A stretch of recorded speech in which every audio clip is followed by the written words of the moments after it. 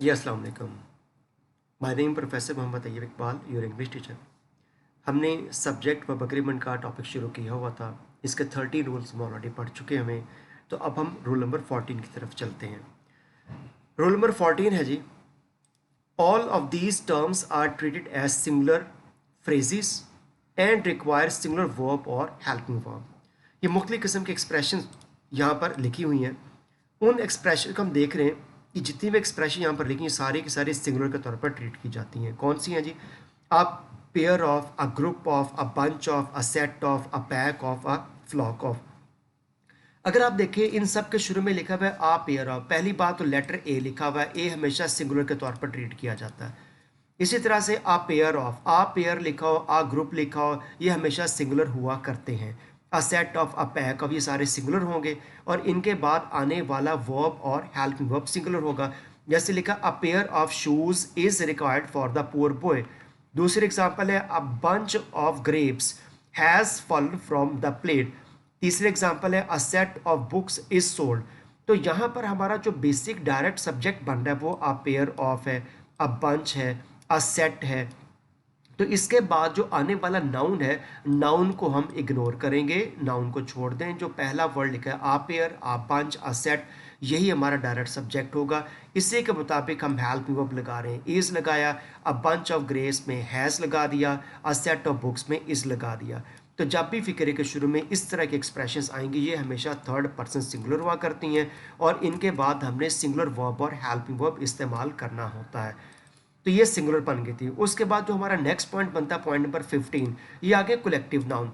Collective noun किसी भी किस्म के कलेक्शन को जाहिर किया करते हैं, यानी ऐसे नाउन्स जो डायरेक्टली और इनडायरेक्टली किसी किस्म के कलेक्शन को जाहिर करें उसको कलेक्टिव नाउन कहा जाता है। ये कलेक्टिव नाउन बजाते खुद ना तो सिंगुलर है ना प्लूरल है। इनके बाद आने वाला नाउन डिसाइड करेगा, ये कुछ सेंटेंस के अंदर इस्तेमाल होने वाली सिचुएशन डिसाइड किया करती है कि हमने इनको सिंगुलर के तौर पर इस्तेमाल करना है या प्लूरल के तौर पर इस्तेमाल करना है। अगर तो उस सेंटेंस में दी जाने वाली एक्टिविटी वो कमेटी, ज्यूरी, पैनल, जितने भी कलेक्टिव नाउन कह ले, टीम कलेक्टिव नाउन है, अगर वो सारे मिलकर एक एक्टिविटी परफॉर्म कर रहे हैं तो हम उसको सिंगुलर बना लेंगे। अगर उस कमेटी के अंदर, उस ज्यूरी के अंदर, उस टीम के अंदर जितने भी मेंबर्स हैं हर कोई अपना अपना अलग अलग रोल प्ले कर रहा है, सारे डिफरेंट एक्टिविटीज़ प्ले कर रहे हैं, तो उसी कलेक्टिव नाउन को हम प्लूरल कर लेंगे। मिसाल के तौर पर जैसे committee, jury, panel, bench, audience, class, team वगैरह वगैरह, ये सारे कलेक्टिव नाउन यहाँ पर लिखे हुए हैं। तो पहला सेंटेंस देखें, the committee are divided on their decision. तो यहाँ पर जो कमेटी थी वो अफराद थे, वो सारे के साथ डिवाइड हो चुके हैं। और जबकि जो कमेटी इज यूनानिमस का वर्ड यहाँ पर लिखा हुआ है। पहले तो ये दो तीन अल्फाज ज़हन में रखिएगा। अगर किसी सेंटेंस में, इन कलेक्टिव नाउन की बात कर रहा हूँ, इन कलेक्टिव नाउन में अगर वर्ड लिखा हो डिवाइडेड या डिस्ट्रीब्यूटेड, इसी तरह से डिस्पर्स्ड, इसी तरह से डिसबर्स्ड, ये वो अल्फाज है। अगर किसी सेंटेंस के शुरू में इनमें से कोई वर्ड आ जाएगा तो सेंटेंस को हम क्या करेंगे, हमेशा प्लूरल तसव्वुर करेंगे। ठीक हो गया जी? ये वो अल्फाज है, अगर किसी भी सेंटेंस के शुरू में इनमें से कोई वर्ड आ जाएगा तो सेंटेंस हमेशा क्या आ जाएगा, प्लूरल बन जाएगा।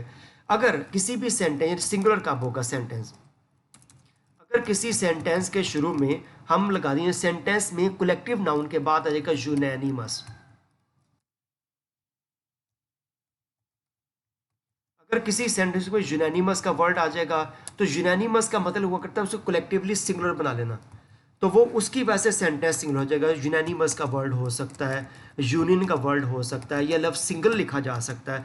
ये वो अल्फाज हैं, अगर किसी कलेक्टिव नाउन के बाद हम यूनानिमस, यूनियन, सिंगल लिख देंगे तो फिर हम उसको सिंगुलर ही ट्रीट करेंगे। बाज़ औक़ात ये भी हुआ करता है कि सेंटेंस में ना तो डिवाइडेड कहीं पर लिखा हुआ या यूनानिमस भी नहीं लिखा हुआ, कुछ भी नहीं लिखा हुआ, लेकिन सेंटेंस को हम सिंगुलर ही ट्रीट करते हैं। क्यों? सेंटेंस की सेंस के मुताबिक। जैसे हम कहते हैं कि committee has decided in my favour. अब इसके अंदर कहीं भी नहीं लिखा, ना डिवाइडेड लिखा हुआ है, ना डिस्ट्रीब्यूट लिखा हुआ है, या यूनानिमस लिखा हुआ, कुछ भी नहीं लिखा हुआ, लेकिन सेंटेंस के अंदर जो तासुर दिया जा रहा है, जो सेंस दी जा रही है, जो फीलिंग दी जा रही है, वो यही दी जा रही है कि उस कमेटी जो थी वो यूनानिमस ही थी। तो ऐसे सेंटेंसेस में कलेक्टिव नाउन को सिंगुलर ही ट्रीट किया जाएगा। तो यहाँ पर जो एग्जांपल पढ़ी उस पर डिवाइडेड का वर्ड लिखा था तो हमने आर कर दिया, और यूनानिमस लिखा होगा तो हम उसको इज कर देंगे। ये तो पहला पॉइंट हो गया। दूसरा जो ज़्यादा खतरनाक पॉइंट है वो ये, हमें तो अपेरेंटली ये फिक्रा मिला तो हमने कर दिया करेक्शन, लेकिन इसमें एक पॉइंट और भी हुआ कर, जैसे यहाँ पर लिखा हुआ जी देयर डिसीजन। देयर क्यों लगा दिया भाई? देयर इसलिए लगा दिया, यहाँ पे डिवाइडेड लिखा हुआ था। जब भी कमेटी डिवाइड होगी तो उसके बाद देयर लगाया जाएगा, यानी कि देयर का मतलब वो कमेटी के तमाम मेंबर्स जो ज़्यादा हैं। यानी यूँ कह लीजिए अगर किसी कमेटी में 10 जजेस हैं, 10 जजेस के सामने एक केस पेश किया गया, उन 10 जजेस के सामने जब एक केस पेश किया गया कि डिसीजन करें कि ये बंदा है, इसने कत्ल किया है, तो क्या प्रूफ होता है ये कातिल है कि नहीं है? तो उन 10 के 10 जजेस ने कह दिया जी हमने तमाम सबूतों और गवाहों की रोशनी में देखा कि इसने कत्ल किया है। तो 10 के 10 जजेस ने एक ही फैसला किया।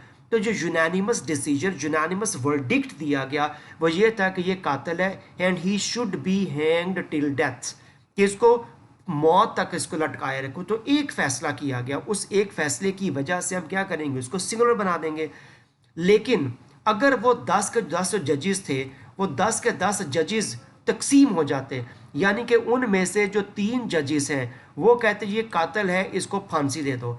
उनमें से जो 5 जजेस हैं वो कहते जी कि ये जी इसमें से जो 5 जजेस कह रहे हैं कि ये कातिल नहीं है जी, हमें नहीं लग रहा कि इस बंदे ने कत्ल किया है, और ये 8 जजेस हो गए। उसके बाद जो 2 जजेस हैं वो कहते हो ये तो जी अपना बंदा निकल आया है, अभी तो हमने एक्सटेंशन भी लेनी है, तो पता नहीं जी क्या करना है इसका, छोड़ दें आप। तो मतलब वो 10 जजेस 3 ग्रुप्स में तकसीम हो गए। जब वो 3 ग्रुप्स में तकसीम हो गए तो 3 तो प्लूरल बन गया। अगर वो प्लूरल बनेगा तो मतलब वो कमेटी डिवाइड हो चुकी हुई है। अगर वो डिवाइड हो चुकी हुई है तो हेल्पिंग वर्ब भी प्लूरल आएगा और उनका पोजेसिव केस भी प्लूरल आएगा। इस तरह से कलेक्टिव नाउन को हम क्या करेंगे, प्लूरल के तौर पर ट्रीट करेंगे। ठीक हो गया जी। तो ये था कलेक्टिव नाउन को सिंगुलर और प्लूरल के तौर पर ट्रीट करना। उसके बाद जो हमारा नेक्स्ट पॉइंट बनता है जी, वो आ जाता है जी मेजॉरिटी का, माइनॉरिटी का। इन सेंटेंस, इन अल्फाज को किस तरह से डील किया जाएगा इसको हम देख लेते हैं। तो अल्फाज है मेजॉरिटी और माइनॉरिटी, ये अल्फाज मुख्तलिफ अंदाज में इस्तेमाल किया करते हैं। जैसे सिंपल सी कोटेशन भी, मेजॉरिटी इज़ अथॉरिटी, सेंटेंस में नहीं बताया जा रहा मेजॉरिटी किसकी की जा रही है, कितने % मेजॉरिटी, कुछ भी मेंशन नहीं किया गया। जनरली ये कोटेशन है और इसमें मेजॉरिटी को सिंगुलर के तौर पर ट्रीट किया गया है। अब इसका रूल पढ़ते हैं हम। When we use these words as a compact whole, this is an important thing, compact whole, these are singular। अगर ये अल्फाज एक मजमूए को ज़ाहिर कर रहे हैं, एक स्पेसिफिक कलेक्शन को ज़ाहिर कर रहे हैं, एक इज्तिमा को ज़ाहिर कर रहे हैं, तो हम क्या करेंगे, इनको सिंगुलर के तौर पर ट्रीट करेंगे। जो अभी हमने पीछे पॉइंट पढ़ा था कलेक्टिव नाउन वाला, वो भी ऐसी मिलती जुलती सेंस थी, उसको भी हमने सिंगुलर बना दिया था। लेकिन अगर वो डिवाइड होंगे, मेजॉरिटी प्लूरल हो जाएगी।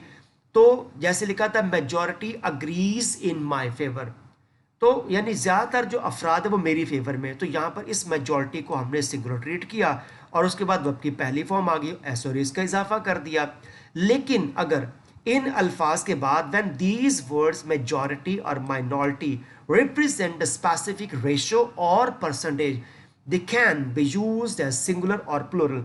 यानी अगर मेजॉरिटी के साथ हम परसेंटेज मेंशन कर दें, 60% of majority, 20% of majority, 30% of majority, 10% majority, 70% majority, हम मेजॉरिटी के साथ या लेस माइनॉरिटी के साथ कोई परसेंटेज मेंशन करते हैं तो ग्रामेटिकली वो सिंगुलर भी हो सकते हैं, प्लूरल भी हो सकते हैं। यानी आप उसके साथ हैज़ भी लिख सकते हैं और हैव भी लिख सकते हैं, इज़ भी लिख सकते हैं और आर भी लिख सकते हैं, दोनों ठीक तसव्वुर किए जाएंगे।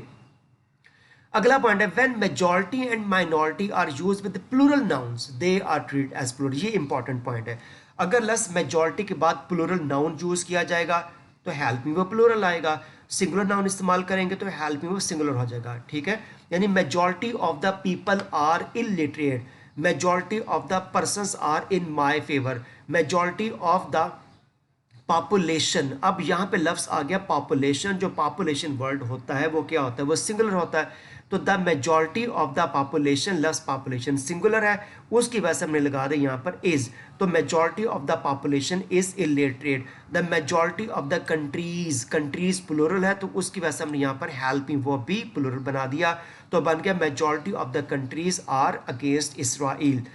तो जब भी लफ्ज़ मेजॉरिटी के बाद प्लूरल नाउन आएगा तो हेल्पिंग वर्ब प्लूरल आएगा। अगर हम सिंगुलर नाउन लगाएंगे तो वो सिंगुलर नाउन के तौर पर, सिंगुलर हेल्पिंग वर्ब के तौर पर इस्तेमाल किया जाएगा। तो ये इस पे डिपेंड करता है कि हमने उसको सिंगुलर बनाना है या प्लूरल बनाना है। उसके बाद ये नेक्स्ट रूल आ गया रूल नंबर 17। ये बहुत ज़्यादा इंपॉर्टेंट रूल है, यानी इस अगर हम देखें सब्जेक्ट वर्ब एग्रीमेंट में सबसे इंपॉर्टेंट, तो यही सबसे इंपॉर्टेंट रूल तसव्वुर किया जाता है। इसको हम कहते हैं इन्वर्जन रूल। ये बेसिकली मुख्तलिफ किस्म की एडवर्बियल एक्सप्रेशंस हुआ करती हैं जो सब्जेक्ट से पहले इस्तेमाल कर दी जाती हैं। जब भी किसी भी सेंटेंस में, जैसे हम लिखा नॉट अनटिल, इस तरह आगे लिखा यहाँ पर नेवर हैव या नेवर बिफोर लिखा हुआ है, रेयरली लिख दिया जाए, रेयरली, हार्डली, बेयरली, स्केर्सली, ये अल्फाज आ जाएं, या नो सुनर आ जाएं, ये वो नेगेटिव एडवर्ब्स हो गए, नेगेटिव एडवर्बियल एक्सप्रेशंस इस्तेमाल की गई हैं जो सेंटेंस के शुरू में इस्तेमाल की जाती हैं। आपने ये नहीं समझना कि इनकी वजह से फ़िक्रा टोटली नेगेटिव हो जाएगा या इंट्रोगेटिव हो जाएगा, ऐसा बिल्कुल भी नहीं है। तो इसको हमने लिखना कैसे, टैकल कैसे करना है, तो इसमें 3-4 इंपॉर्टेंट रूल्स आपने जहन में रखें, ये बहुत ज़्यादा इंपॉर्टेंट है, इसके लिए स्पेसिफिक आपको तवज्जो की ज़रूरत हुआ करती है। तो सबसे पहला फिक्रा देखें, नॉट अनटिल। नॉट अनटिल लिखा, उसके बाद यहाँ पे आ गया ही जो हमारा बेसिक सब्जेक्ट बन गया, उसके बाद मेन वर्ब आ गया page. Not until he page the bill. अब इसका मतलब क्या बनता है, यानी कि हम सपोज कि होटल में गए, होटल में जाकर खाना शाना हमने खा लिया, आराम से बैठ गए, ठीक है। अब उसके बाद हमने भी आधा खाना खाया, तो उसके बाद उनको अंदाज़ा होगा कि ये तो पैसे पूसे देने वाले नहीं हैं, तो उन्होंने कहा कि भाई आप पहले में शो करें कि आपके पास पैसे मौजूद हैं, जब तक आप पिछला बिल क्लियर नहीं करेंगे आपको मज़ीद सर्विसेज नहीं दी जाएंगी।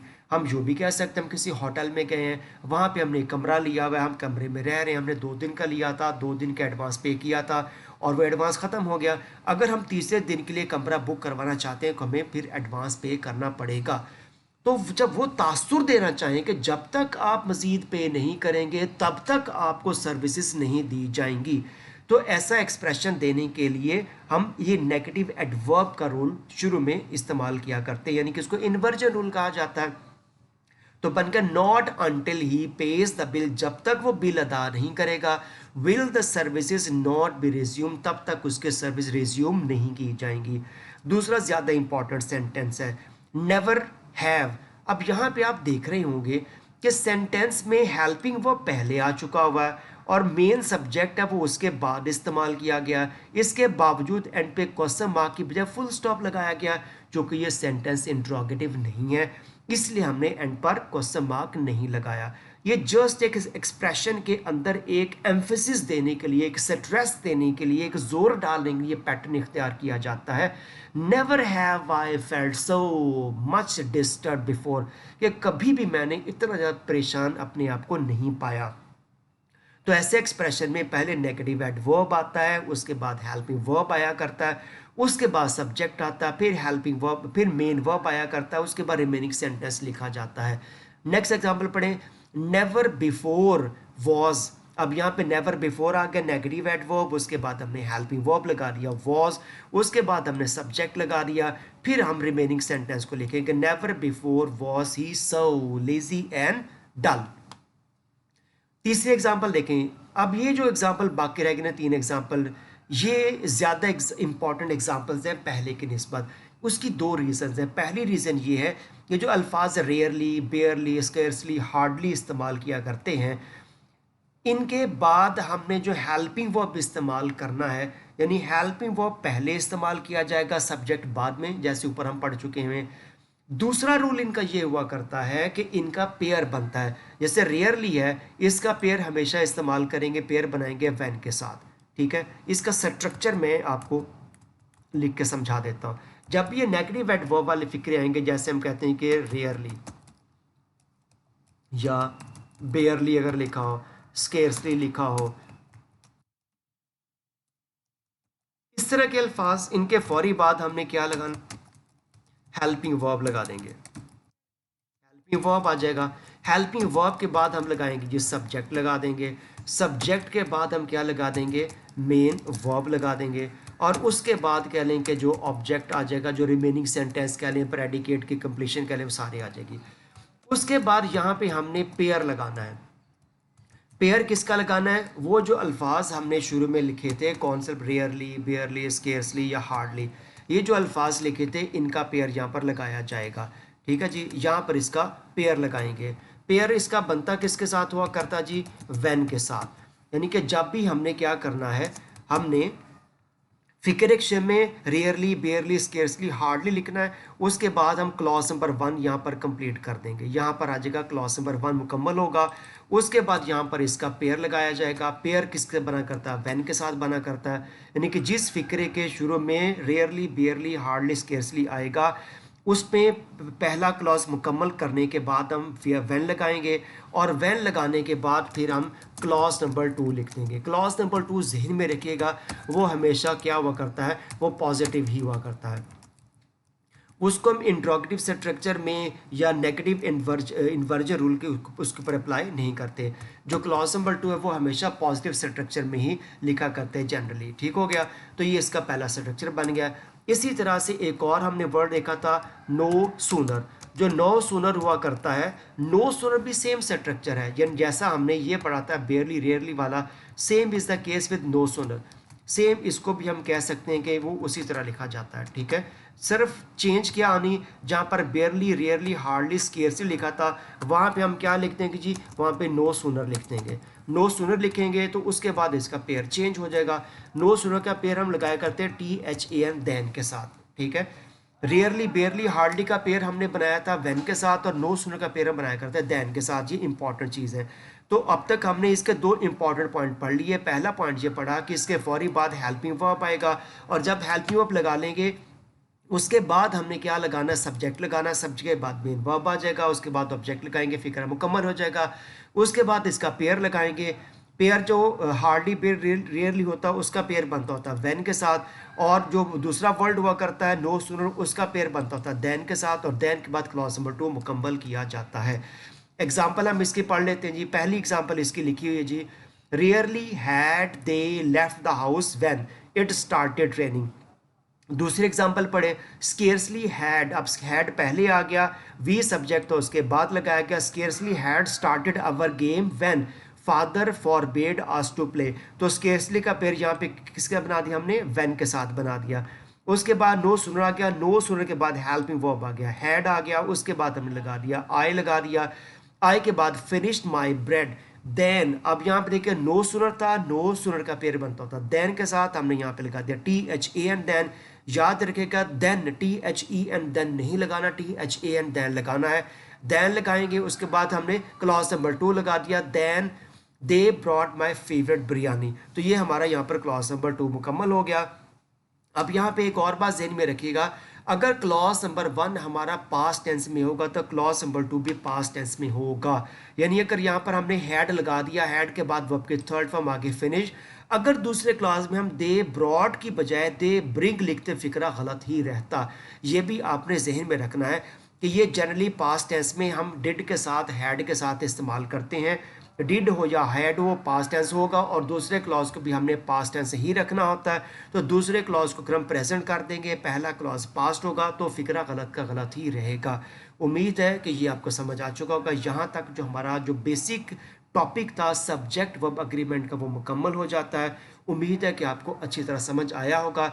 अगर किसी किस्म की एम्बिग्विटी को क्यूरी का क्वेश्चन हो तो काइंडली आप नीचे जो कमेंट है वो उसमें कमेंट करके आप लेक्चर को मज़ीद अच्छे अंदाज में अंडरस्टैंड कर सकते हैं। मैं उसका इंशाअल्लाह आंसर भी कर दूंगा। तो आप इस लेक्चर को सुने, दूसरों के साथ भी इसको शेयर करें, सब्सक्राइब करें, ताकि दूसरों तक ये पहुँच सके। थैंक यू, बहुत शुक्रिया। यहाँ पे हमारा टॉपिक मुकम्मल होता है। अल्लाह हाफिज़।